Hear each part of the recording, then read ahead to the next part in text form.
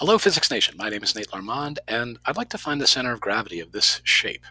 There are a bunch of different techniques. Our curriculum says we're going to find the centroid, so we're going to find the area of these two rectangles, and then we're going to multiply the area by the x-coordinate of this rectangle, and then we're going to add that to the area of the second rectangle multiplied by the x-coordinate of that, and then we're going to divide that sum by the total area of the shape. But like, why? So, following their algorithm will get you the centroid of this shape, where the CG is. But the purpose of this video series is sort of to convince you why this mathematical model works. And I'm going to take an approach that uses rotational equilibrium. We're going to imagine this thing as a rotating object with the hinge or the pivot or the axis of rotation down here. So I guess the axis is coming at you. The z-axis would be coming at you. So like I said, there's nothing wrong with their algorithm. I'm just trying to define mathematical meaning. That is, why? Why does this model work? And we are going to apply it from, we're going to take it from a torque perspective.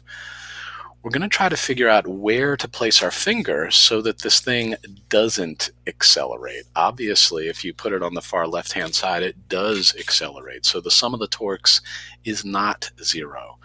But there's a point along the x-axis where if you put your finger, I'm trying to find it.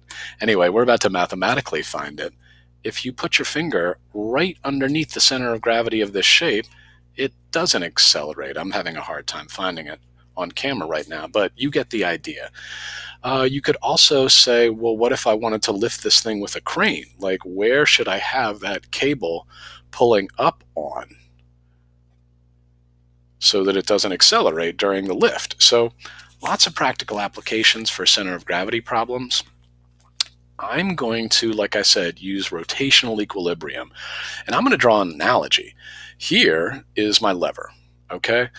This ruler has some mass. That means it has some weight in Earth's gravitational field, and it's basically right in the middle. This is a 12-inch ruler or 30-centimeter ruler, so right there. The CG is acting right there. What I'm going to do is hang a pair of scissors off of this ruler, and then I'm going to apply a support force with my hand.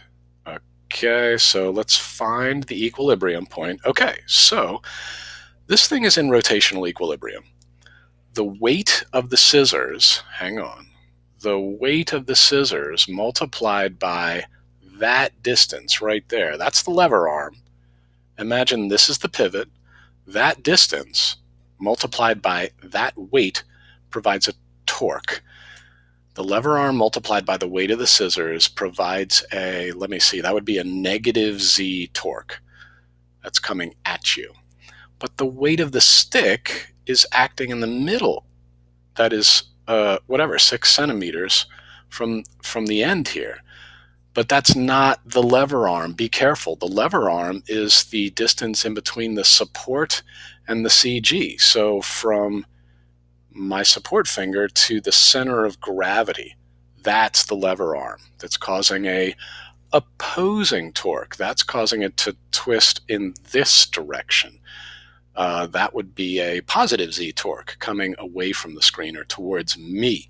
The sum of the clockwise torques and counterclockwise torques is zero. So I'm going to draw an analogy.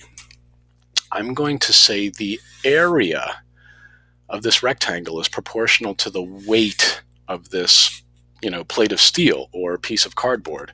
And the area of this rectangle is proportional to its weight. And so the lever arm is going to be how far the center of this rectangle is from this pivot point right here. It's actually the y-axis. So we're just going to imagine a number line along the bottom. And then we're going to basically calculate a torque exerted by this rectangle, causing it to twist. That would be a, let me see, positive z torque. Is that positive z? Yeah.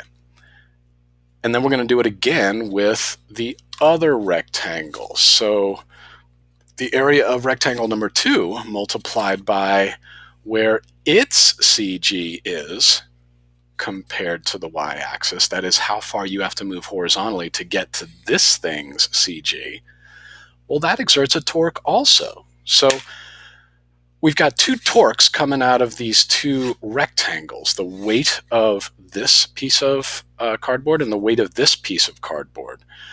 Let's see, the lever arm for this one is pretty small. It's close to the y-axis, but the lever arm for this one is pretty big. It's far from the y-axis.